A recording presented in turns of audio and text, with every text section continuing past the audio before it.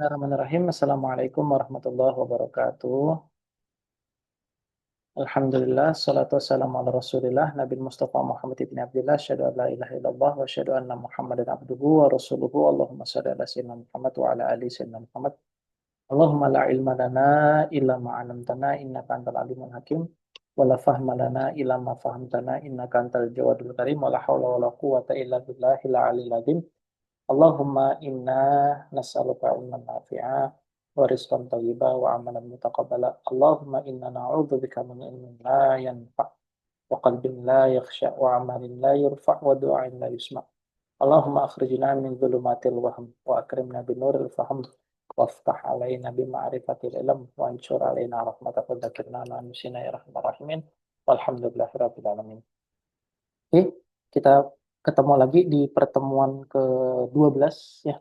Insya Allah ini pertemuan ke-12 atau 11 di dalam kitab Al-Ajurumiyah ini, dan kita sudah uh, membaca kemarin tentang huruful khafdi, dan ini merupakan alamat terakhir dari alamat isim. Huruful khafdi atau yang kita kenal dengan huruf jer, atau bahasa Indonesianya sering-sering dibilangin harfu jer. Namanya itu adalah harfu jar, dan khafat merupakan ibarahnya kufiyin, dan jar merupakan ibarahnya basriyin. Dan kita sudah jelaskan kemarin apa itu huruf dan juga khafat. Cuman di sini beliau musannif kitab radhiyallahu taala anhum sedikit agak istitrad. Istitrad itu keluar agak sedikit melebar pembahasannya, tapi masih ada kaitan. Dan itu biasa di kalangan para ulama. Dikenal dengan namanya, istilahnya adalah istitrod. Dari kata toroda. Toroda. Istitrod. Nah, kata beliau di sini disebutkan, ثُمَّ ذَكَرَ الْمُصَنِّفُ جُمْلَةً مِنْ حُرُوفِ الْخَفْضِ. Kemudian musannif kitab di sini itu secara global, secara mujmal, secara secara global lah, itu menyebutkan huruful khafdi. Untuk apa? Lihadhil munasabah. Karena ada munasabah. Munasabahnya apa? Munasabahnya karena telah disebutkan sebelumnya, alamat dari isim adalah qabul, bahasanya kemarin ya. Qabul hurufil khafdi. Jadi penerimaan huruf khafat kepada si isim tadi itu. Isim punya kemampuan untuk menerima huruf khafat. Maka musannif kitab merasa perlu untuk disebutkan nih. Nah, terus dikatakan oleh musannif kitab, wa kana haqquha, harusnya haknya dia ini itu antuzkara, disebutkan di mana? Fil makhfudatil asma, di akhir dari kitab ini. Harusnya begitu. Harusnya huruful khafat ini disebutkan terakhir, bukan di awal-awal. Maka sebenarnya kalau kita mau coba untuk ngaji kitab Jurumiyah ya, bisa loh dengan atau bahkan sangat bisa sekali kita membolak-balikannya. Artinya ketika kita mensyarah Jurumiyah misalnya Mbak Wulan karena udah sering ikut majelis, misalnya mau syarah kitab Jurumiyah misalnya. Bisa saja langsung mulai dari babul i'rab. Karena Mbak Wulan melihat bahwasanya babul i'rab ini merupakan bab yang paling inti, dan yang lainnya itu hanya sebatas tambahan saja. Misalnya begitu. Silakan saja. Yang penting intinya dalam kita mensyarah kitab itu kita paham. Semakin kita sering bermuamalah dengan kitab tersebut, kita akan paham karakteristiknya. Kita akan paham dengan gaya tulisannya dan lain-lainnya. Dan itulah buah dari pengulangan. Tuh. Mungkin sekali, 2 kali, 3 kali, 4 kali, 5 kali, dan lain sebagainya. Insya Allah nanti itu akan menghasilkan sebuah malakah istilahnya. Kemampuan yang sudah menancap, yang sudah tertanam dalam diri, sehingga ketika disebutkan itu, kita tidak perlu bersusah payah lagi untuk mengeluarkan maklumat tersebut. Nah, itu istilah dari para ulama namanya adalah malakah. Artinya ketika disebut khofat, itu langsung dalam kepala itu sudah langsung kayak gambar gitu ya. Susunan apa yang akan kita sampaikan kepada penanya ini terkait dengan huruf khofat. Nah, itu artinya ilmu tersebut sudah menjadi malakah. Ketika ilmu belum menjadi malakah, ya diupayakan terus untuk bisa menjadi malakah dengan cara mudzakarah, ngafal, terus seperti itu. Nah, itu sedikit lah ya. Lanjut ke sini, faqala, dan beliau berkata, maksudnya Ibnu Ajurum, wahiyya min. Min i'rabnya adalah wahiyya al-wawul istinaf hiya domir mubtada'un mabniun al-fathi fi mahal rafin li'annahu ismun mabniun la yadhharu fihi i'rab. Wa qaluhu min wa ma'utifa alaihi khabar wal mubtada mabniun ala sukun fi mahal rafin li'annahu ismun mabniun ala fi i'rabun. Wa ila sama harfu atfin ma'tuf ala min mabni ala sukun fi mahal rafin li'annahu ismun mabniun la yadhharu fi i'rabun. Nah, di sini musannif kitab mengatakan wa min ma'aniha. Jadi seolah-olah beliau di sini udah ngasih kayak ma'ani ini kan merupakan jamak dari kata makna. Ma'ani merupakan jamak dari kata makna. Seolah-olah musannif kitab di sini Syekh Kafrawi itu pengen memberikan isyarat ke kita kalau min itu punya banyak makna. Tapi rasul maknanya atau makna yang paling sering dan paling utama dan itu menjadi awal dari makna min adalah al-ibtida. Yaitu apa? Yaitu permulaan. Maka dikatakan oleh di sini falidzalika bada'a biha. Oleh sebab itu maka musannif kitab Ibnu Ajur memulainya dengan min karena min maknanya adalah ibtida. Nah, wa ila sama min ma'aniha. Di sini ada kata-kata ma'ani. Seolah-olah musannif kitab ini lagi-lagi memberikan isyarat ke kita. Kalau makna ila itu punya banyak makna. Tapi rasul maknanya atau makna utamanya adalah al-intiha. Intiha itu berarti artinya adalah akhiran. Nah, dikatakan di sini wa huwa yuqabilul ibtida. Yuqabil atau muqabalah artinya itu kebalikan ya, kebalikan. Muqabalah misalnya Mbak Wahidah makai jasa saya. Nah, terus saya tanya, apa muqabalahnya Mbak? Maksudnya itu apa balasan atas jasa yang saya berikan ke Mbak Wahidah? Bisa jadi uang, bisa jadi barang, seperti itu dan lain-lainnya. Jadi istilahnya muqabalah itu kayak ada kebalikan atas sesuatu yang ditimpahkan kepada sesuatu yang lain. Ada balasan. Nah, di sini kalau bahasa mudahnya mungkin lawan kata lah atau antonim. Terus dikatakan falidzalika dzakaraha akibaha. Mithaluhuma sirtu minal basrati ilal kufati. Yaitu aku berjalan dari Basrah menuju Kufah. Di sini dari Basrah menuju Kufah. Dan sirtu fi'lun fa'il minal basrah jal majrur ila Kufah jar majrur mutalaqun bi sirtu wal basrat fal basratu wal qunu isman lidukhuli alal alifi wa ila atsani. Sampai di sini ada kesulitan dalam memahami di paragraf ini?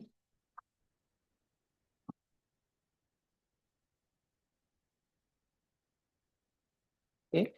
Kalau ingin lebih detailnya lagi, kalau misalkan Mbak Wika pengen tahu, Ustadz emang ma'aninya apa aja sih Ustadz?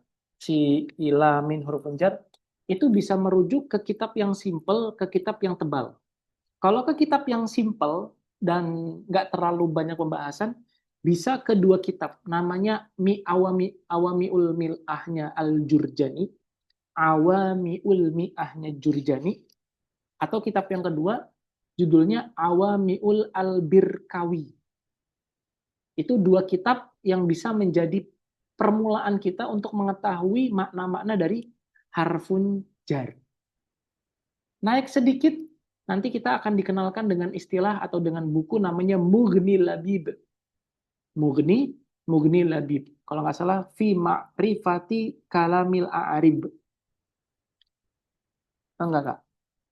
Mughni Labib deh. Mughni Labib min kutubil A'arib. Min kutubil A'arib.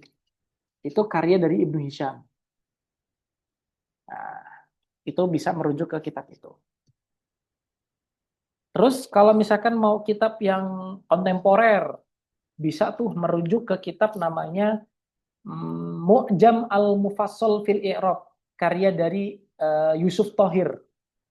Karya dari Yusuf Thohir. Cetakan yang bagus mungkin bisa ke cetakan Indonesia, ada tuh kalau nggak salah dulu tahun 2017 atau 2016 tuh ada yang beli waktu itu. Terus kalau mau cetakan yang lain ada tuh cetakan Darul Kutub Ilmiah gitu. Diedit oleh atau editornya itu seorang Nasrani tapi jago bahasa Arab, namanya Emil Badi Yaqub. Emil Badi Yaqub. Nah, silakan tuh apa namanya kitab-kitab itu dicatat. Siapa tahu nanti kalau ada rezeki beli, silakan beli. Oke, oke. Ada pertanyaan sampai sejauh ini?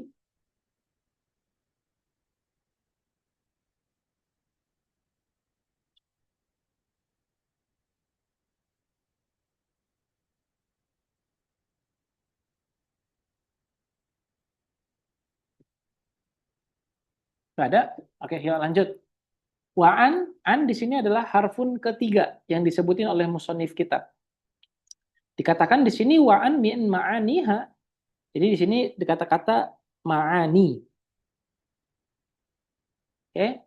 Ma'ani di sini tadi seperti tafsir saya sebelumnya. Jadi seolah-olah musonif kitab memberikan isyarat kepada kita kalau an itu nggak cuma maknanya adalah satu, tapi ada banyak. Tapi roksul maknanya atau makna utamanya adalah al-mujawazah. Mujawazah itu artinya, misal saya, misalnya ini merupakan titik terakhir. Titik terakhir saya harus berdiri misalnya. Tapi saya agak lebihin dikit. Nah, aktivitas saya melebihkan ini adalah istilahnya namanya mujawazah. Artinya saya agak menjauh sedikit. Agak menjauh. Nah, dikatakan di sini Roma itu anil kausi. Aku melempar kaus. Kaus itu bisa dikatakan busur lah. Jadi seolah-olah kayak saya itu menjauhkan anak panah dari busurnya. Jadi Roma itu anil kausi. Jadi maknanya adalah ba'atu as-sahma anil kaus. Jadi aku menjauhkan anak panah dari busurnya. Nah, jadi Roma itu anil kausi. Roma itu anil kausi. Nah, an juga itu bisa bermakna dari. Contohnya apa? Contohnya an Abi Hurairah, an Abi Dzarrin radhiyallahu taala anhu, an Umar bin Al-Khattab radhiyallahu taala anhuma. Jadi an di situ maknanya bukan menjauhkan, tapi maknanya dari. Nah, misalnya lagi an maknanya adalah ala, tobakon an tobak dalam juz 30 surat Al-Insyiqaq. Ya, juz 30 lah. Juz 30 tobakon an tobak. Jadi situ artinya tobakon ala tobak. Jadi an di situ maknanya adalah ala. Jadi al-an di sini punya makna banyak, tapi rasul maknanya adalah al-mujawazah. Di menjauhkan bahasanya. Roma itu anil kausi, aku menjauhkan panah dari busurnya. Oke, sampai di sini. Lanjut. Ada pertanyaan? Lanjut. Terus, ala yang keempat. Ini ala juga itu punya makna banyak. Di antara maknanya adalah, atau rasul maknanya adalah al-isti'la. Isti'la itu berarti kayak gini nih. Jadi ada sesuatu di atas sesuatu. Kalau agak jauh dikit namanya adalah fauqa. Artinya kalau misalkan bumi dan langit itu adalah fauqanya bumi. Nah, jadi kalau ala itu kayak dia itu bertaut gitu loh, tapi dia di atasnya. Tapi kalau fauq itu agak jauh sedikit. Kayak semisal langit dan bumi itu fauqa. Jadi ada ungkapan as-sama'u fauqona. As-sama'u fauqona. Jadi langit itu ada di atas kami, artinya memang jauh sekali. Nah, makanya istilah yang digunakan atau takbir yang tepat untuk mengatakan itu bukan ala, tapi fauqa, karena dia itu udah agak jauh sekali. Tapi kalau misalkan masih kayak gini, itu disebut sebagai namanya ala. Ala juga itu bisa bermakna, kalau yang saya sering bilang ke teman-teman itu, ini ada dinding, terus kita tautkan dengan jam, atau kita tempeli jam. Jadi kita katakan as-sa'atu alal jidar. Jadi bertautnya dia atau menempelnya si jam terhadap dinding itu ala istilahnya. Oke. Nah, di situ contoh di sini adalah raqibtu alal faros. Aku mengendarai faros. Tapi bukan bukan kita artikan kalau letter kan aku mengendarai di atas faros. Langsung aja raqibtu alal faros artinya aku mengendarai kuda. Nah, di sini ada disebutin i'rabnya raqiba fi'lun madi wa ta fa'il al-farasi jar wa majrur muta'alliqun bi raqibtu wal farasu ismun atau wal farasi ismun lidukhuli ala alaihi. Oke. Yang keempat, fi. Fi yang keempat maknanya adalah zorfiyah. Zorfiyah itu apa Ustaz? Zorfiyah itu kayak di dalam. Di dalam. Nah, zorfiyah itu maknanya adalah dalam. Mungkin boleh. Contohnya adalah al-ma'u fil kuzi. Al-ma'u fil kuzi. Air itu berada di dalam gelas. Jadi kub dan kuz itu sama aja. Ini kalau kuz itu agak lebih panjang dia, kalau kub itu agak lebih gendut gitu, agak lebih kecil tapi agak gendut sedikit. Nah itu namanya kub. Tapi kalau agak panjang dikit namanya kuz. Kayak semisal kayak botol minum itu namanya kuz. Tapi kalau kayak gelas mana ya? Aduh, di sini nggak hadir. Kalau kalau gelas kecil itu namanya kub. Kub. Jadi bedain antara kuz sama kub. Di sini dikatakan al-ma'u fil kuzi, air itu berada di dalam botol atau di dalam gelas. Di sini disebutin al-ma'u mubtadaun marfu'un bil ibtida wa alamat rafi'i dhammatun dhahiratun fi akhirih. Al-kuz jar majrur muta'alliqun bi mahzufin taqdiruhu ka'inun khabar mubtada fil kuzi asmun lidukhuli fi alaih. Nah, ini adalah pembahasan yang kedua. Nah, nanti akan saya bahas di bab mubtada wal khabar ya, tentang makna khobar yang mahdzuf. Insya Allah nanti biiznillah ketika kita bahas mubtada wal khobar akan saya jelaskan tentang khobar mahdzuf itu apa. Insya Allah. Khobar yang mahdzuf itu apa? Seperti dalam perkataan al-ma'u fil kuzi. Kalau menurut ulama Basroh, i'rabnya adalah kayak gini. I'rabnya adalah kayak gini. Nih, ini i'rabnya ulama Basroh nih. Tapi kalau ulama Kufah mengatakan al-ma'u mubtada fil kuzi jarun wa majrurun wa huwa khobarul mubtada. Itu kalau ulama-ulama Kufah. Tapi kalau ulama Basrah nggak mengirabnya seperti itu. Tapi yang diirab seperti yang diirab oleh Syekh Kafrawi ini. Jadi dalam kasus ini Syekh Kafrawi itu mengirabnya dengan torikohnya atau dengan kaifiyahnya madrasahnya Basriyin. Kalau misalkan kita dulu mungkin Mbak Wika dan Mbak Wulan pernah belajar kitab Al-Kafi syarah Nazam apa namanya? Al-Kafi syarah Nazam Al-Ajurumiyah kalau nggak salah ya. Ya. Itu di situ Syekh Aiman Abdul Ghani radhiyallahu taala anhu wa hafizahullahu taala, beliau i'rabnya orang-orang Basrah dan beliau katakan al-ma'u ma itu di situ mubtada, al-kuzi jar majrur wa huwa khabarul mubtada. Kurang lebih begitu beliau mengi'rabnya. Tapi ala kulihal beliau tetap lah itu adalah pendapat yang muktabar dan kita ya nggak apa-apa ketika memakai contoh itu dan ketika kita menjelaskan itu kepada orang-orang yang baru mulai bahasa Arab. Boleh saja. Tapi kalau sudah pengalamannya sudah banyak dalam belajar, mungkin kita ini bisa menyisipkan pendapatnya ulama-ulama Basrah ketika mengirab kalimat al-ma'u fil kuzin. Nah, itu ya. Baik. Sampai di sini ada pertanyaan?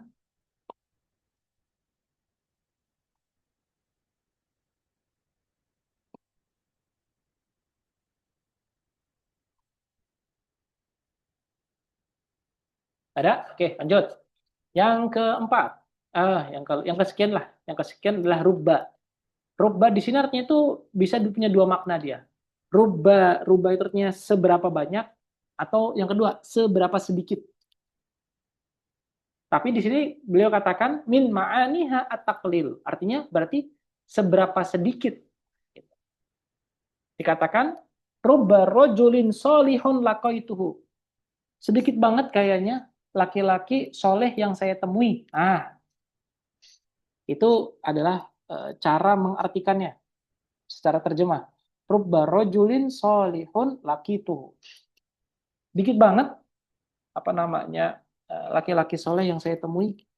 Kalau kita maknai sebagai takfir atau berapa banyak, berarti kita katakan rubba rajulin solihun laqituhu. Banyak banget laki-laki soleh yang saya temui. Di sini dikatakan rubba adalah harfu taklilin wajarin syabihin bizaid. Nah, mungkin ini nanti akan ada lanjutan saja lah ya. Karena nanti harfun jar itu secara berdasarkan dia itu asli atau zaid, harfun jar itu dibagi menjadi 3 macam. Pertama harfun jar asli, yang kedua harfun jar zaid, yang ketiga adalah harfun jar shibhu bizaid atau syabihun bizaid, seperti rubba ini. Apa bedanya Ustadz antara zaid sama asli? Kalau asli itu dia itu mentransfer atau bukan mentransfer. Kalau asli itu adalah makna yang ada dalam harfun jar itu bisa nyambung dengan isimnya. Bisa nyambung dengan fiil. Contoh misalnya, ketika saya katakan zahabtu al madrasata. Aku pergi madrasah. Saya tanya sama Mbak Wika misalnya atau sama Mbak Nurul misalnya. Kira-kira Mbak Nurul, ketika saya bilang zahabtu atau azhabu madrasata, aku pergi sekolah. Kira-kira dalam bahasa kita itu ada yang kurang atau sudah pas perkataan itu? Ada yang kurang, Ustaz. Apa yang kurang? Aku pergi ke sekolah. Preposisi, Ustaz, kata sambungnya Ya, ya. betul. Tadi itu yang disebutin tuh. Ada kurang kata-kata ke-nya itu tadi. Ke-nya itu kurang. Nah, dalam bahasa Arab, ke itu sebagai jar majrurnya itu, sebagai pelengkap. Sehingga makna zahaba itu bisa dimaknai secara full. Artinya, yang dimaksudkan oleh mutakalim di sini adalah adanya proses atau pekerjaan yang dilakukan oleh aku, yaitu aktivitas pergi ke sekolah. Jadi maknanya menjadi jelas. Emang Ustadz, boleh nggak kalau kita bilang zahabtu madrasata? Ya boleh aja, nggak masalah. Cuma si zahabanya itu nggak dimaknai secara full. Jadi kayak ada yang kurang. Tadi mungkin bahasanya tadi preposisinya tadi itu ya, mungkin bolehlah preposisi. Jadi ada yang kurang. Nah, di situ artinya ilah di situ itu memberikan dampak secara makna pada zahaba. Maka dia termasuk huruf asli. Karena dia punya dampak secara lafaz, secara makna. Secara lafaz pun si ilah juga itu punya dampak, yaitu apa? Memajrurkan kalimat setelahnya. Artinya ketika kita bilang zahab tu ilal madrasah, maka kita bilang madrasati. Ilal madrasati. Jadi baik secara lafaz ataupun secara makna, ilah punya dampak. Maka itu disebut sebagai namanya huruf jar asli. Yang kedua, ada namanya huruf jar zaid. Huruf jar zaid itu dia itu tidak punya makna. Tapi dia hanya memberikan dampak pada lafaznya saja. Memberikan dampak pada lafaznya saja. Nah, itu disebut sebagai namanya huruf zaid. Contohnya misalnya, tapi kalau dalam Al-Quran kita nggak boleh bilang zaid ya, tapi kita bilangnya silah. Contohnya misalnya dalam Al-Quran, wa kafa billahi syahida. Kata-kata ba di situ ataupun harfun jar ba di situ artinya kafallahu syahidan. Kafallahu syahidan. Artinya wa kafa billahi syahida. Boleh nggak kita hapus baknya? Boleh. Karena di situ zaid. Artinya kafallahu syahidan. Cukuplah Allah menjadi saksi. Tanpa kita tambahkan bak, kafa di situ makna cukup itu nggak akan terpengaruh seperti zahaba tadi. Nggak akan terpengaruh dia. Dengan kehilangan baknya. Maka bak di sini disebut sebagai namanya harfun zaid. Tapi kita nggak boleh bilang dalam Al-Quran itu harfun zaid. Kenapa? Karena nggak mungkin dalam Al-Quran itu ada tambahan huruf. Kata para ulama, nggak mungkin dalam Al-Quran itu ada tambahan huruf. Dan nggak mungkin ada yang sia-sia dalam kalimat yang ada dalam Al-Quran. Karena di termnya para ulama, kata-kata zaid itu adalah kata-kata yang menunjukkan bahwasanya ketika dia ada, itu nggak ada pengaruh sama sekali. Itu makna zaid atau termnya zaid di kalangan para ulama. Artinya zaid di situ punya makna, punya konotasi ya, berarti makna negatif. Konotasi bahwasanya dia itu bukan sesuatu yang punya makna. Nah itu kalau di dalam urfnya para ulama. Tapi khusus dalam Al-Quran, kita nggak boleh bilang harfun zaid itu harfun yang nggak punya makna. Nggak boleh bilang begitu. Tapi yang kita bilang adalah dia itu namanya adalah harfun as-silah. Harfu silah. Jadi huruf penyambung saja gitu. Huruf penyambung. Baik itu penyambung makna ataupun penyambung secara lafaznya. Jadi nyambung aja. Nah itu apa namanya harfu zaid. Harfu zaid itu ada dua, ba sama min. Terus dalam Al-Quran tuh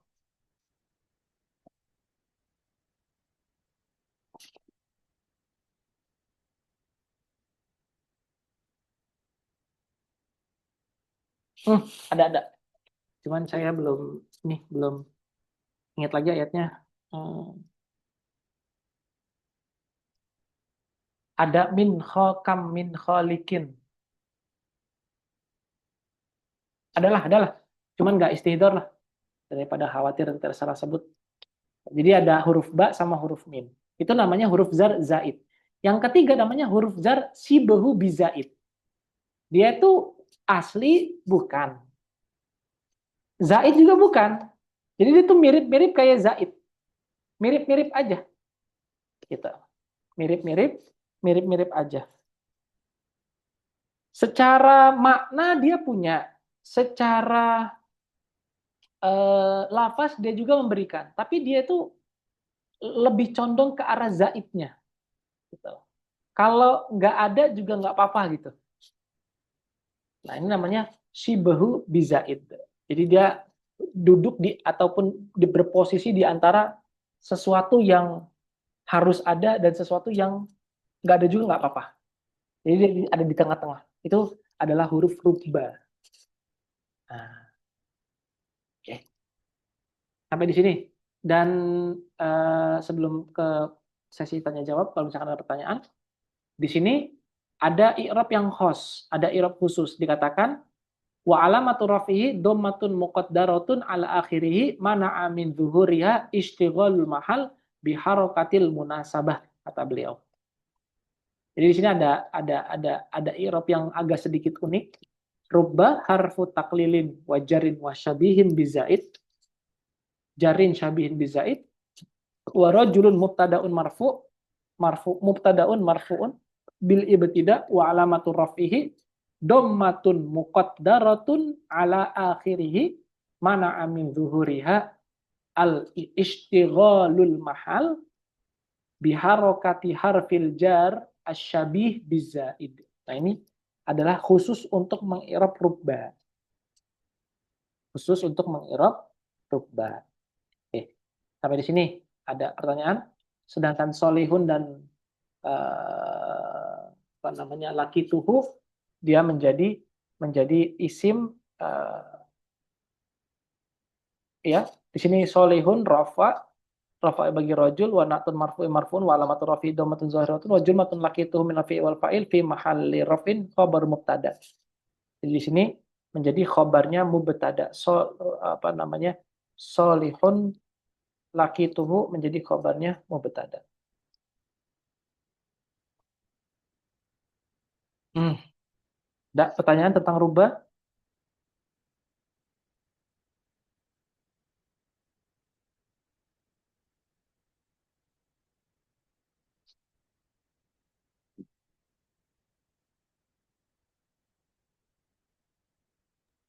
Tapi dia jadi malah mubtada ya Ustadz yang rojalin ya.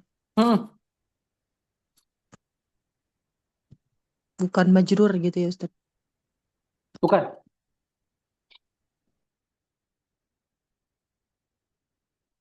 Jadi kalau bahasanya itu dia itu majrun lafdhon mubtadaun mahallan bahasanya itu.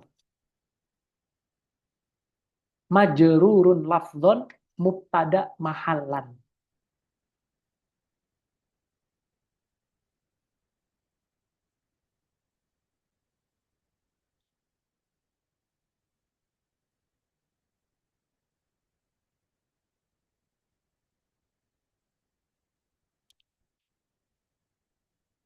Ada lagi pertanyaan dari Mbak Wahida?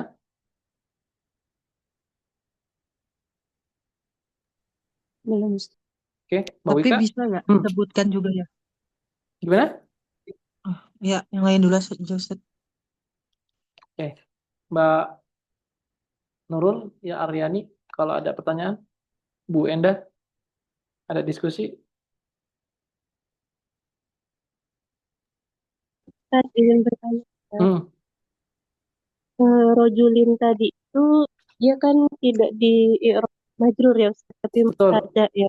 Hmm, Cuman kita bilang dia istiqol mahal di harokati harful jar. Maksudnya itu gimana Ustaz? Dia sibuk menyesuaikan tempat karena ada rubah ya Ustaz. Tapi tetap kita bilang mubtada ya. Maksudnya gimana Ustaz? gini. Dalam istilah nahwiyin, atau ketika kita mengirob itu, ada dua hal yang harus kita perhatikan. Pertama, gini dulu. I'rob, i'rob itu dibagi menjadi tiga. Mungkin nanti kita akan bahas sih di sini. Insya Allah lah. Tapi kita spill dulu di awal dulu ya, secara ringkas. I'rob itu dibagi menjadi tiga. Ada i'rob lafzi, ada i'rob takdiri, ada i'rob mahalli. Lafzi, takdiri, mahalli. I'rob lafzi itu gampangnya ketika kita mengi'rob misalnya ana fil masjidi. Jadi secara lafaz itu ada perubahan. Maka kita bilangnya masjidi majrurun eh, ismu majrun wa alamatu jarrihi kasratun zohiratun fi akhirih. Itu namanya i'rab lafzi. Oke, sampai di sini bisa dipahami, Mbak Nurul. Yang kedua, Insya Allah. yang kedua namanya i'rab takdiri. Semisal kita bilang ja'al fata. Fata. Fata di situ jadi apa, Mbak Nurul? Ja'al fata. Jadi fa'il Ustaz. Fa'il, tapi kelihatan nggak ada domahnya di situ? Dalam ucapan Tidak saya Ustaz. tidak ada. Maka kita harus mentakdirkan itu. Harus mentakdirkan. Namanya yang aktivitas i'rab yang kita lakukan namanya i'rab takdiri gitu. Karena apa? Karena domahnya nggak nampak di situ. Maka itu dikatakan i'rab takdiri. Terus yang ketiga namanya i'rab mahalli. I'rab mahalli itu adalah i'rab yang bisa kita katakan sebagai dia itu sebenarnya menumpang saja, menumpang. Kalau boleh saya gambarkan gini nih ya, gambarnya gini. Kalau boleh saya gambar, saya diperhatikan di layar depan. Mbak Nurul, jumlah ismiyah itu dibentuk dari apa aja? Ismiyah mubtada khobar. Mubtada dan khobar. Oke, baik. Berikutnya, Mbak Nurul tahu nggak, khobar itu ada berapa macam? Ada berapa Ustaz? Ada khobar mufrad ya Ustaz. Lalu ada apa lagi? Eh, Khobar yang Jar majrur itu Ustaz Namanya sibghul jumlah ya. goiru mufrad. Oh, ghairu. Nah, oke. Nah, tadi udah disebutin. Oke, berarti harusnya kan khobar di sini ditempati oleh mufrad ataupun goiru mufrad. Betul? Oke. Pertanyaan berikutnya, ketika saya bilang ana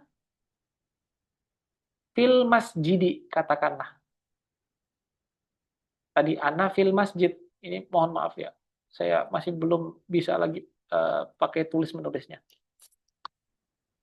Ana di situ jadi apa, Mbak Nurul? Ana jadi mubtada Ustaz. Tanda fil masjidi harusnya di khobar, bukan? Iya Ustaz. Ah.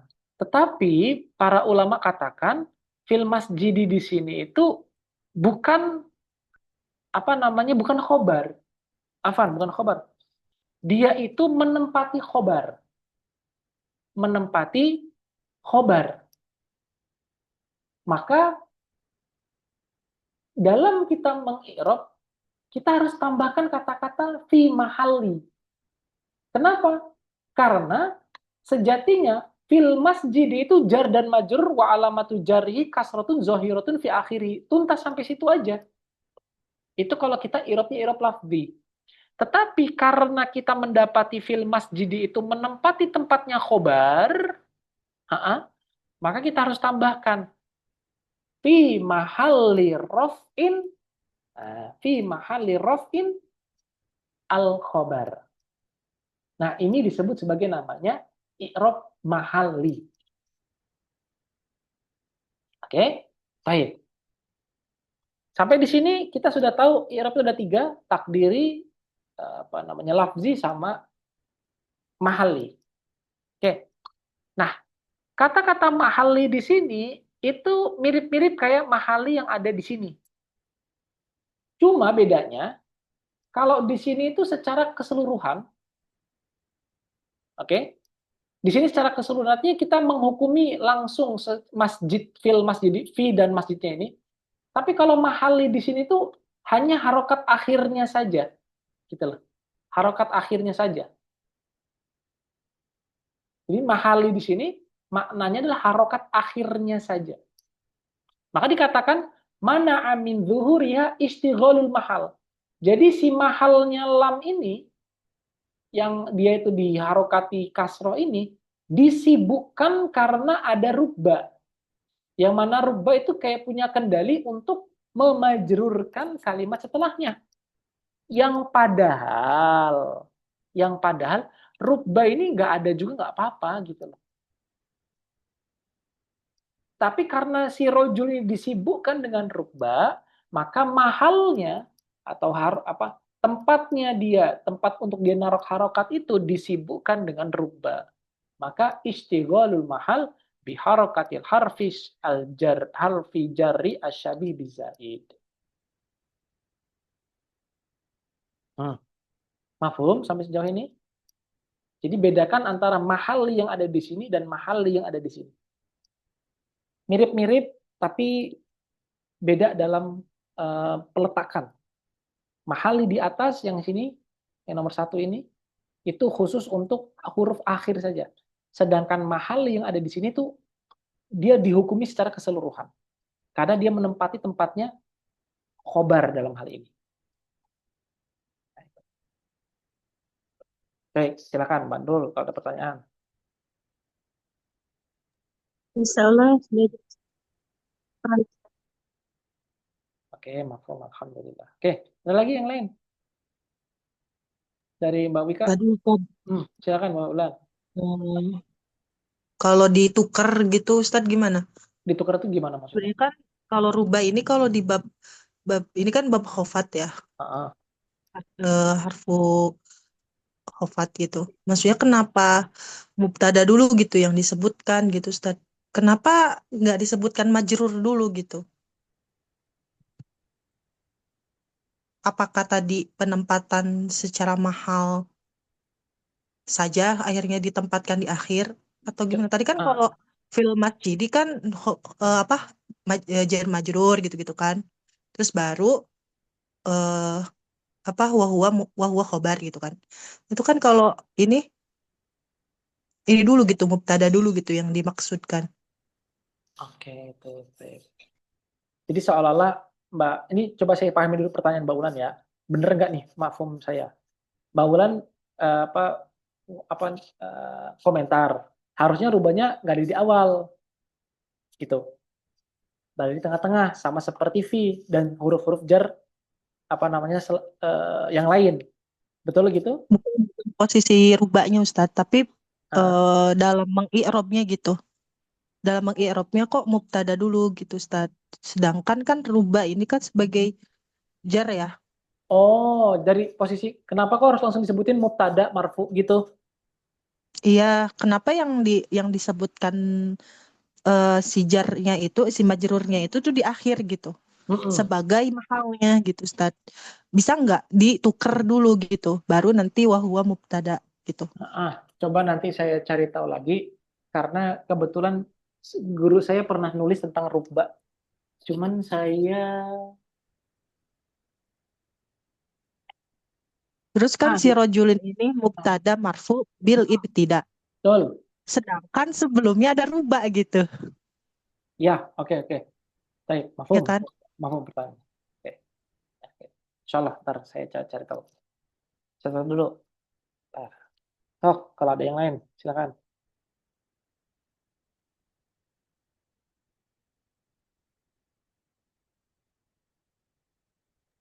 Iya Tadi Ustadz kan maksudnya logis gitu kalau betul misalkan betul. si rojul ini di awal, berarti kan mubtada bil ibtida gitu kan. Mm-mm, Tapi kan ini ada rubah gitu.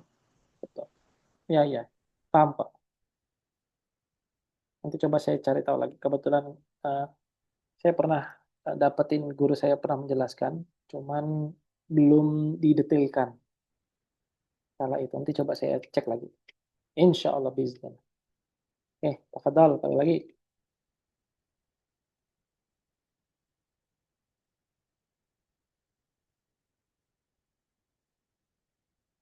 Ada lagi? Cukup? Yuk lanjut. Ah, Alba. Mbak, di sini maknanya adalah at-ta'diyah. Ta'diyah itu artinya adalah bahasa saya itu kalau ta'diyah itu fiil itu awalnya dia tidak punya kemampuan untuk sampai kepada maf'ulnya. Akan tetapi karena bantuan preposisi ini akhirnya dia bisa sampai kepada maf'ulnya. Contoh ketika saya dikatakan misalnya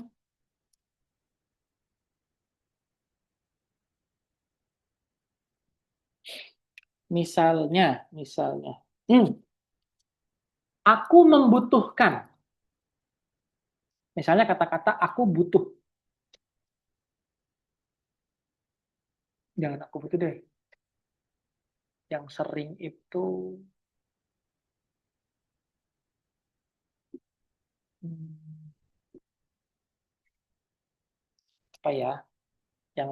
Yang dekat gitu. Saya kok belum kepikiran. Yang dekat dengan di Indonesia gitu. Atau ada yang bisa kasih contoh nggak? Kalau apa yang dimaksud dengan takdiah ini? Supaya bisa langsung nyambungnya teng gitu. Pernah ada atau ada yang sudah murojaah gitu.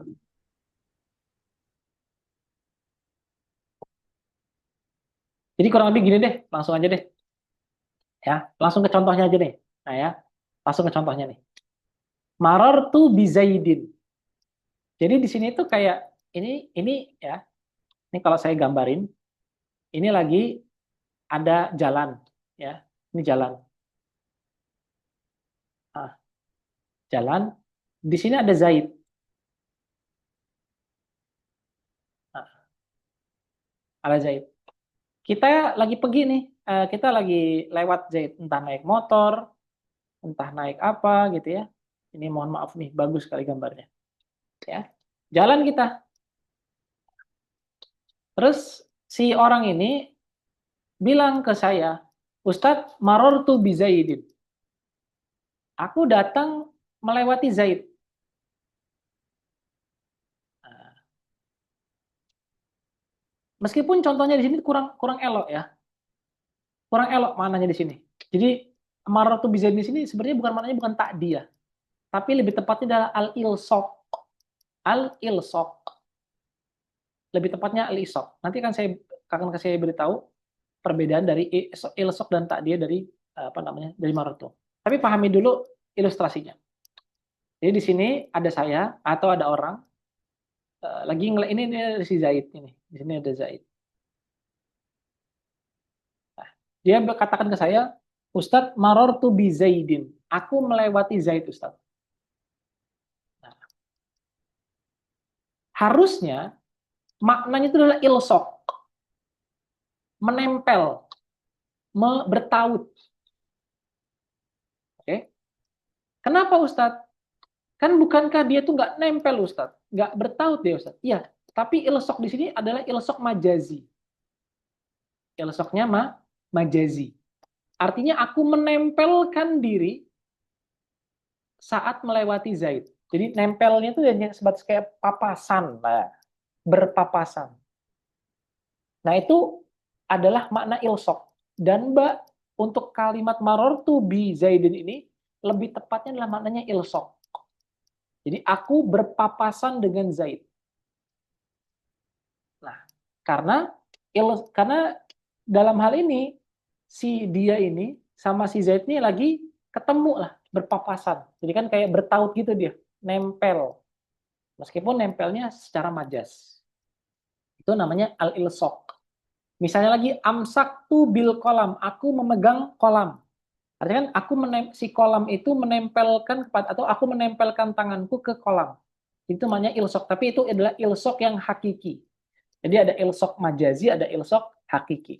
Dan ini untuk kata ini adalah ilsok yang majazi. Taib. Ini kalau kita maknai baknya adalah bak di sini untuk contoh ini adalah baknya al-ilsok.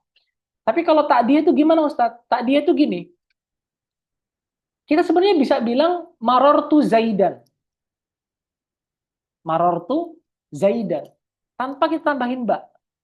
Boleh saja, nggak ada masalah. Marortu Zaidan.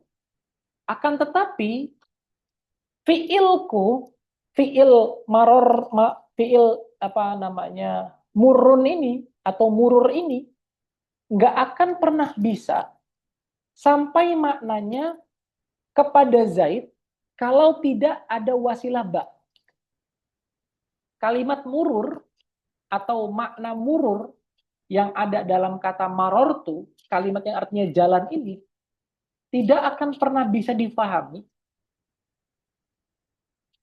kecuali tidak akan pernah atau apa kata atau makna murur ini tidak akan pernah bisa sampai kepada maf'ulnya kecuali ada wasilah di antara mereka berdua, yaitu adalah harfun ba. Nah, ini yang disebut sebagai namanya ta'diyah, yaitu fiil yang membutuhkan maf'ul tetapi karena dia tidak bisa langsung sampai kepada maf'ulnya, maka dia butuh harfun jar untuk bisa menghantarkannya menuju ke maf'ul. Inilah yang disebut sebagai namanya ta'diyah. Dalam hal ini kita katakan aku berjalan. Kita bisa mengatakan aku berjalan Zaidan. Aku berjalan Zaid. Tapi kata-kata lewat itu nggak ada dalam lisan kita. Padahal kata-kata lewat itu justru malah memperjelas makna marortu. Tapi karena kita hilangkan tersebut, akhirnya kata-kata aku berjalan itu tidak pernah bisa difahami secara sempurna. Maka kita hanya katakan aku berjalan Zaid. Harusnya kan aku berjalan melewati Zaid atau aku berpapasan dengan Zaid. Nah, tapi karena baknya nggak ada, maka nggak sempurna. Tapi kalau baknya ada, kita bisa langsung memaknai dengan jelas. Artinya aku berjalan melewati Zaid. Inilah yang dimaksud dengan takdiyah. Oke. Bingung nggak sampai di sini coba?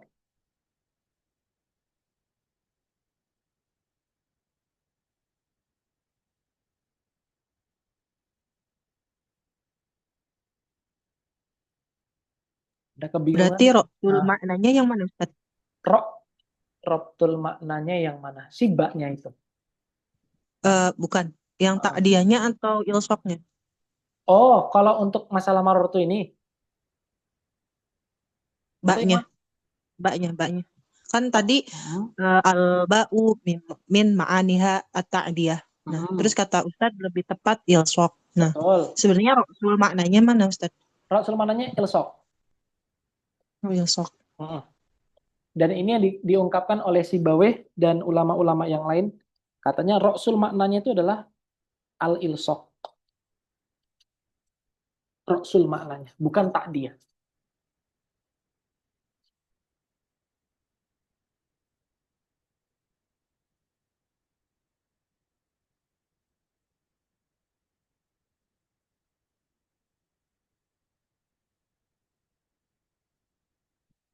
Baik. Kalau yang punya kitab Syarah Kafrawi ini, lihat halaman 38, di situ musonif kitab atau muhashi kitab mengatakan marortu bi Zaidin ay al-soktu mururi, aku menempelkan jalanku dimakanin dengan tempat yakrubu minhu, yang dekat dengannya. Jadi aku menempelkan jalanku dengan tempat yang dimana dekat dengannya. Itu makna dari kata ilsok.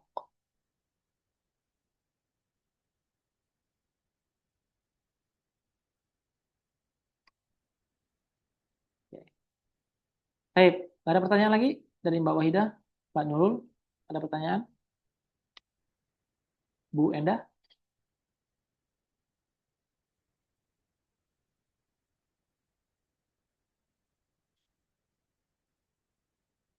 Cukup? Lanjut? Oke, lanjut ya. Yang berikutnya, al-kafu min ma'aniha at-tashbih. Jadi ada tasbih di sini. Tasbih itu artinya penyerupaan. Contohnya adalah Zaidun kal badri. Zaid itu seperti rembulan. Eh, seperti badr, seperti rembulan. Cahaya purnama lah bahasanya. Yang semisal dengan itu. Yang kita sudah ma'ruf di kalangan kita atau sudah, jadi kal badri di sini maknanya adalah kamu itu seperti rembulan. Di kata-kata seperti itu adalah rembulan. Apa? Ya, penyerupaan. Kaf di sini maknanya penyerupaan. Zaidun kal badri. Aku apa namanya? Ka Zaid seperti badr, rembulan.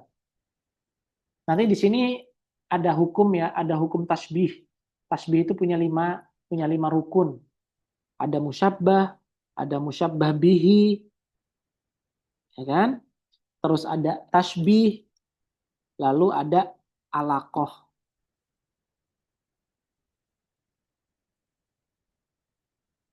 Hmm, empat berarti nih, bukan lima, empat. Musyabbah, musyabbah bihi, ada tu tasbih sama alaqoh. Itu kalau nanti kita belajar di apa namanya, Allahumma shalli ala sayyidina Muhammad, ilmu bayan. Di ilmu bayan ketika kita lagi bahas tasbih. Yang mana nanti tambahannya adalah kinayah, isti'arah, dan lain-lain. Ini tasbih. Di antara ada tuh tasbih adalah dengan kaf.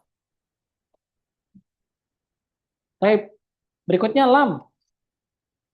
Lam maknanya adalah al-milk, kepemilikan. Contoh dikatakan al-malu li Zaidin. Harta itu milik Zaid. Al-ardu lillah. Al-waqfu lillah. Misalnya. Waqfun lillah. Jadi kalau di sini maknanya adalah ini milik. Atau yang kedua kalau misalkan dalam Al-Quran, di Quran tuh waqfun lillah. Nah, di sini maknanya milik atau bukan? Kira-kira katakan waqfun lillah dalam Al-Quran misalnya. Ini wakaf milik Allah, betul? Boleh kita kayak gitu memaknainya?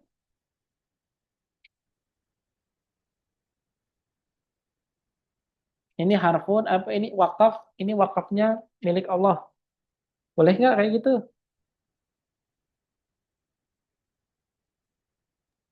Hmm, kayaknya lebih cepat untuk ya.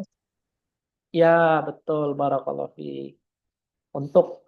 Jadi di sini makna kedua dari lam yang apa namanya yang bisa kita gunakan adalah untuk. Lalu pertanyaan berikutnya mungkin dari Mbak Wulan. Lalu Rasul maknanya apa Ustadz? Yang tepat adalah Rasul maknanya adalah yang milk, inilah kepemilikan. Sedangkan untuk itu makna sanawi, makna yang berikutnya. Baik, ini adalah yang lam. Berikutnya yang berikutnya adalah huruful qasam, huruf sumpah, huruf huruf sumpah atau yang dikenal dengan istilah yamin. Yang istilah namanya adalah istilahnya yamin. Yamin sama halaf sama qasam itu sama artinya. Artinya adalah bersumpah.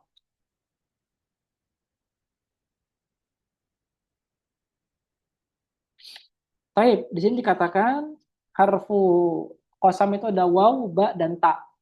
Wallahi, tallahi, billahi. Nah, itu merupakan huruf-huruf qasam. Dan penggunaannya di sini katakan bahwasanya masuknya huruf qasam itu bisa menjadikan isim setelahnya ataupun menjadi apa? Ketika datang huruf qasam maka menjadikan isim setelahnya itu majrur. Contohnya dalam hal ini adalah apa namanya? Misalnya tadi contohnya billahi, tallahi, uqsimu billah. Nah, dikatakan di sini yakni annal isma aidan bidu apa yatamayyazu aidan bidukhuli hurufil qasam. Jadi dia juga itu diimtiazkan, diistimewakan dari harfun dan fi'lun dengan duhul, dengan kobil, dengan kobulnya huruful qasam. Contohnya, uqsimu billah, aku bersumpah di hadapan Allah. Kalau orang-orang Mesir dan orang-orang Arab kebanyakan tuh sering mereka bersumpah. Padahal perkara-perkara sepele, tapi mereka sering bersumpah. Wallahi, wallahi, anak gak mungkin Allah, wallahi. Mereka tuh sering berucap-ucap seperti itu. Maka benar yang dikatakan hadis Nabi ya. Apa namanya nanti akan ada mungkin ya ada hadis Nabi ataupun makna dari hadis Nabi, orang itu akan mudah bersumpah.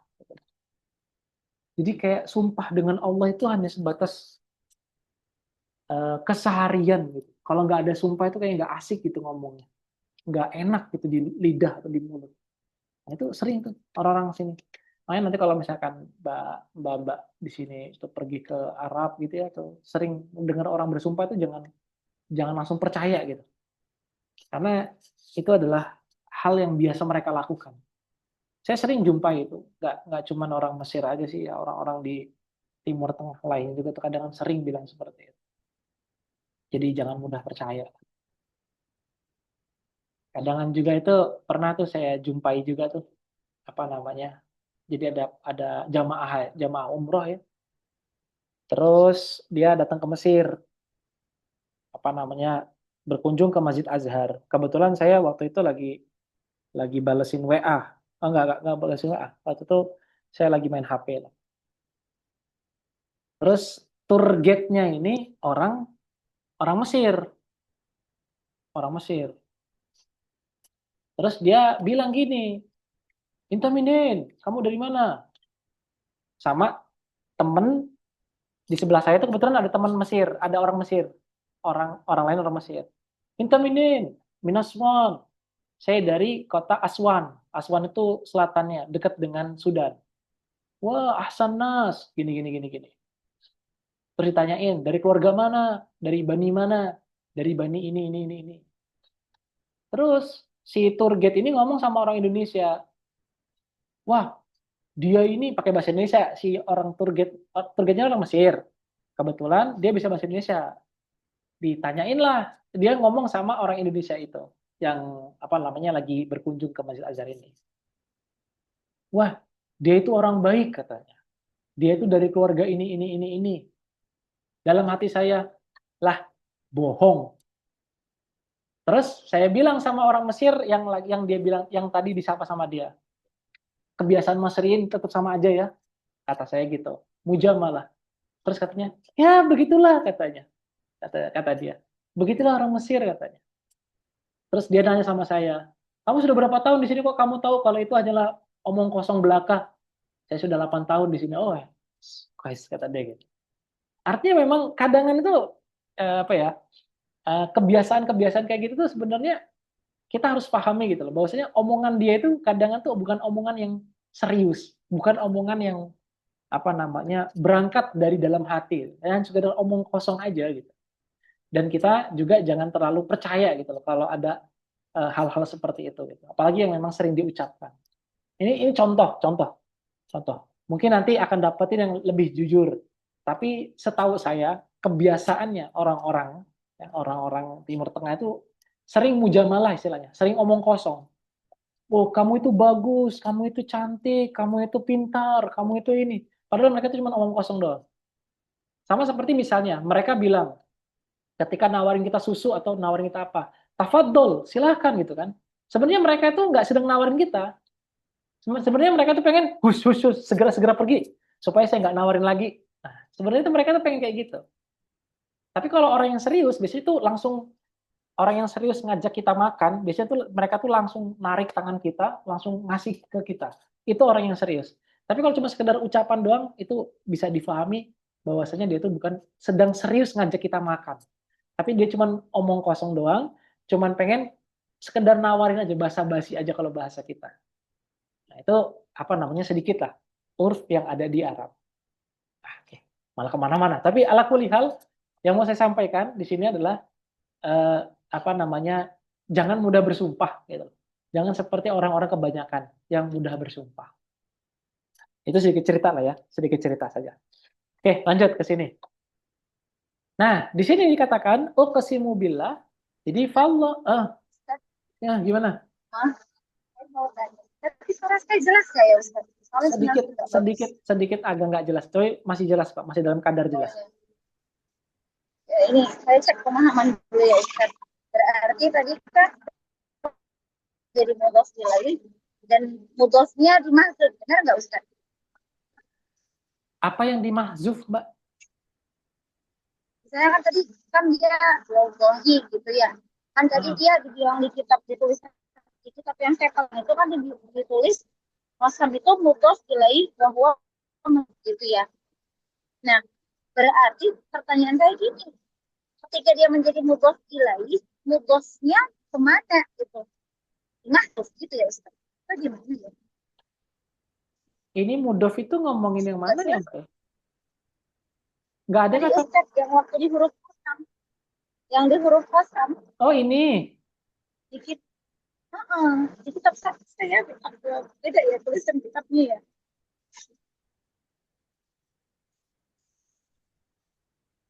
Pertanyaan Mbak tadi gimana? Kok di mudhof ilahi gitu ya?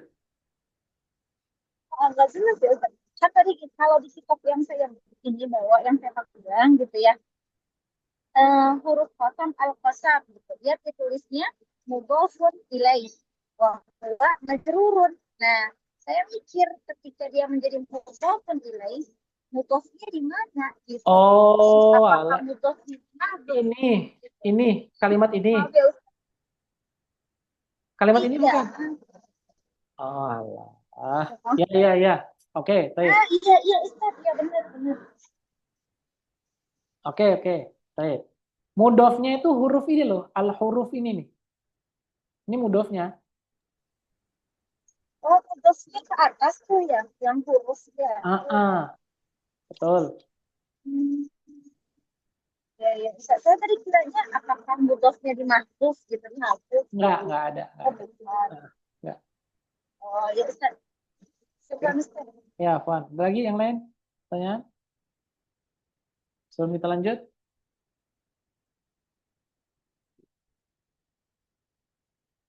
Lanjut ya. Lanjut. Wa hurufil qasami min hurufil jar.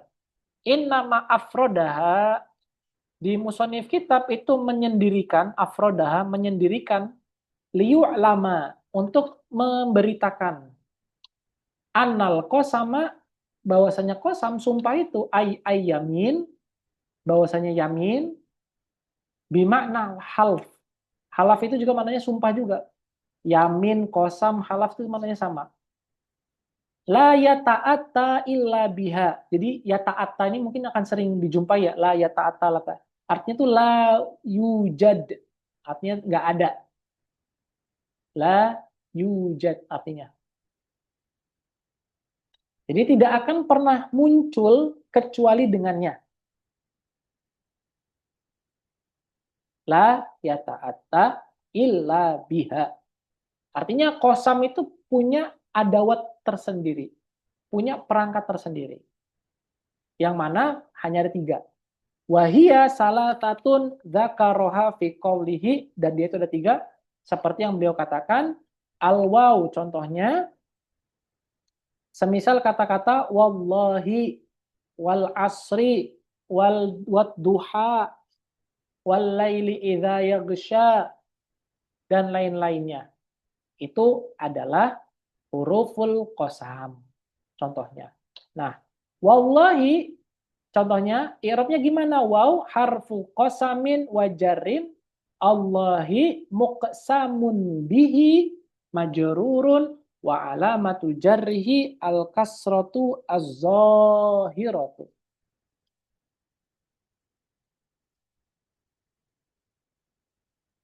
Allah ismun lidukhuli al-waw alaih.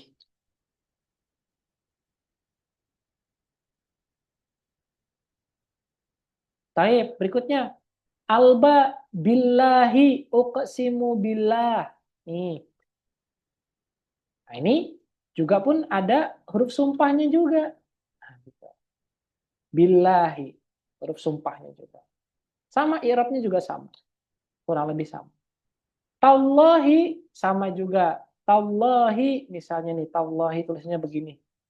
Ta harfu qasamin wajarin, Allahu muqsamun bihi majrurun wa alamatu jarri kasratun zahiratun di akhirnya.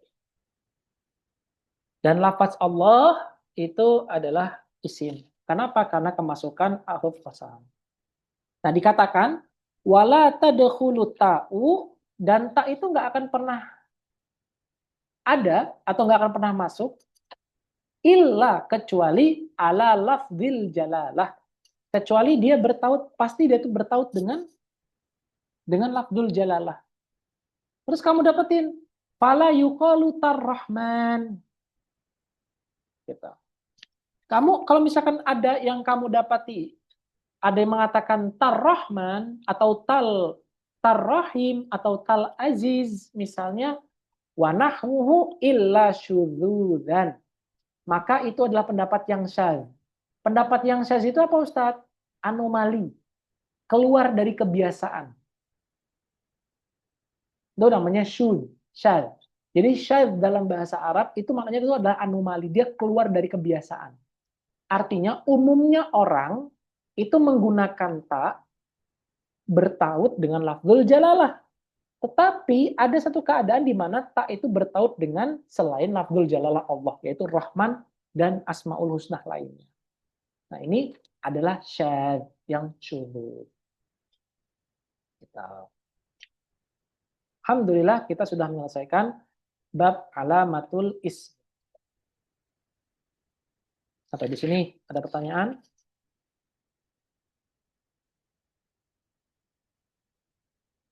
Dan bab yang panjang dalam pembahasan kalam sudah kita tuntaskan. Alhamdulillah.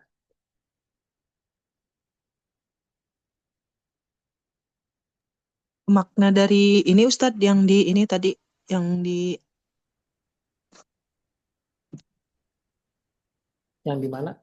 Yang di wau.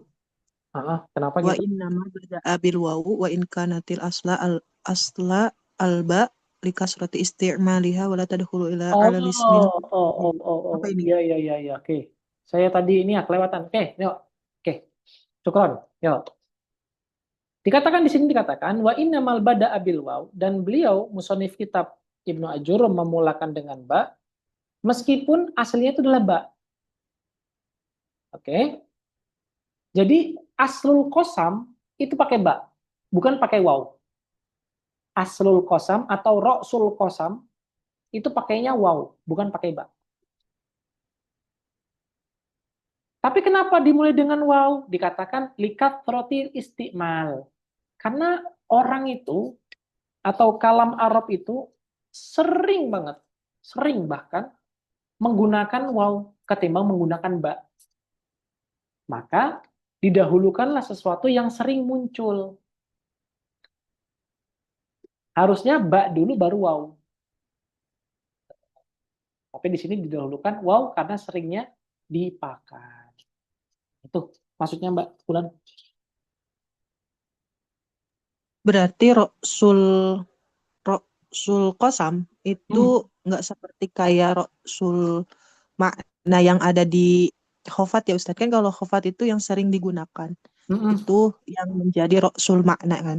Betul. Nah, tapi kalau Rasul Qasam itu memang asalnya itu ba, tapi kebanyakannya itu waw sehingga yang digunakan waw. Tapi tetap Rasul Qasamnya ba ya. Betul. Ba. Betul, Mbak. Al-ba. Ba.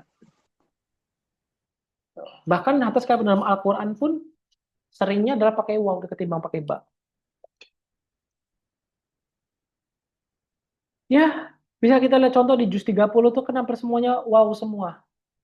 Wadduha, wallaili idza saja, terus wallaili idza yaghsha, terus di dalam Quran surat wal asr, terus wattini wazaitun. Nah, itu apa namanya? Kebanyakan pakai waw karena memang waw itu adalah kathratul istimal, banyak digunakan.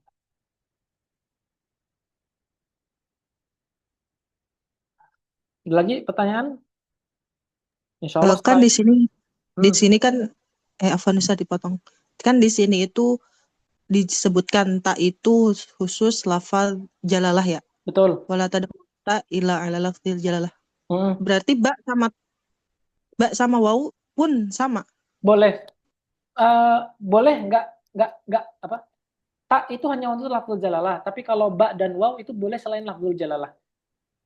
Oh, waw dan ba boleh selain lafzil jalalah. Hmm, Ba kan kalau di dalam Al-Qur'an Allah yang menyebutkan ya Ustadz. Kayak Oke. misalkan demi waktu gitu. Nah, Hmm, apakah kita sebagai hamba Allah itu boleh gitu mengkosamkan terhadap selain Allah gitu Ustadz? Kan ini waw dan ba, semisal ya Ustadz ini.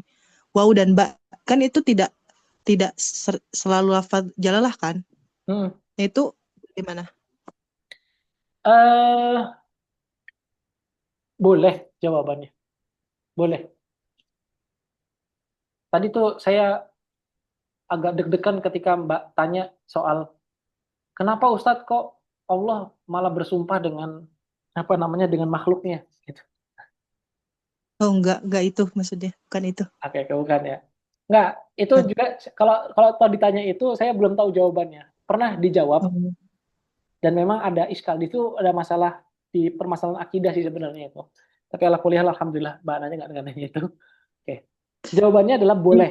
Boleh kita menggunakan Berarti selain ini, selain Allah. soalnya kan kalau di Sirah itu kan suka ada tuh apa namanya Quraisy itu kan selalu nyebutin demi ibu dan ayahku Ya, gitu. Nah, itu kan betul. enggak kayak gitu kan nyebutinnya. Betul, betul. Betul. Kalau bahasanya tuh fidaka abi wa ummi. Enggak mencederai akidah kan Ustadz. Maksudnya kan kalau Quraisy kan maksudnya ada kafir Quraisy kan gitu. Maksudnya menyebutkan itu apakah kita sebagai seorang muslim tuh apakah lumrah itu budaya memang dalam orang-orang Arab atau gimana Ustadz? Kalau kalau dikatakan budaya saya belum tahu secara pasti. Cuman mereka tuh senantiasa bersumpah kepada sesuatu yang agung. Itu pasti. Itu aja. Dan kita boleh nggak? Boleh gitu. Tapi alangkah baiknya ketika kita itu bersumpah itu atas nama Allah aja gitu. Kayak misalnya ada orang bersumpah atas nama Al-Quran misalnya. Demi Quran. Ya itu apa namanya ya silakan saja gitu loh. Cuman kan Al-Quran dan Allah itu adalah sesuatu yang dua-duanya agung gitu. Maka ya nggak elok aja ketika kita bersumpah gitu. Jangan sering sumpah. Gitu aja. Boleh, jawabannya boleh. Boleh.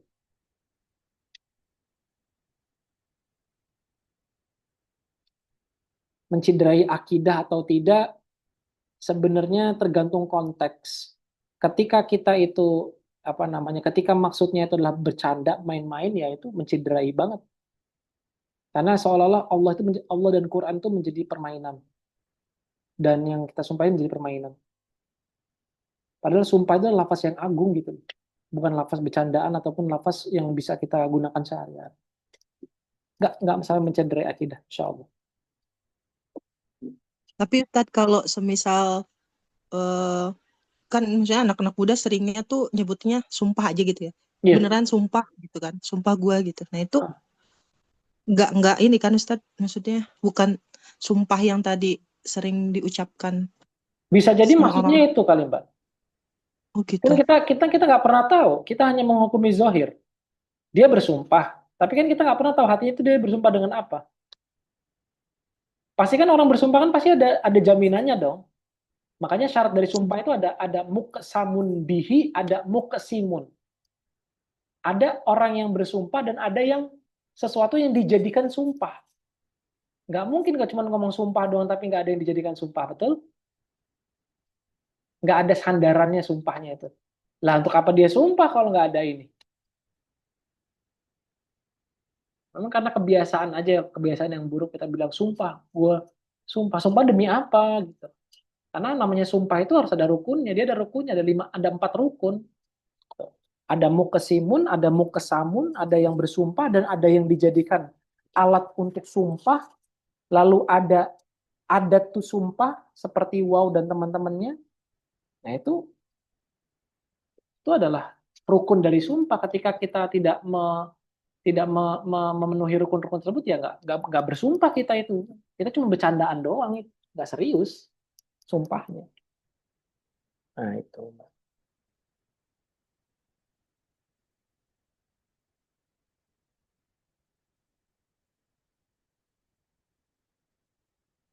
Ada lagi dari Mbak Nul?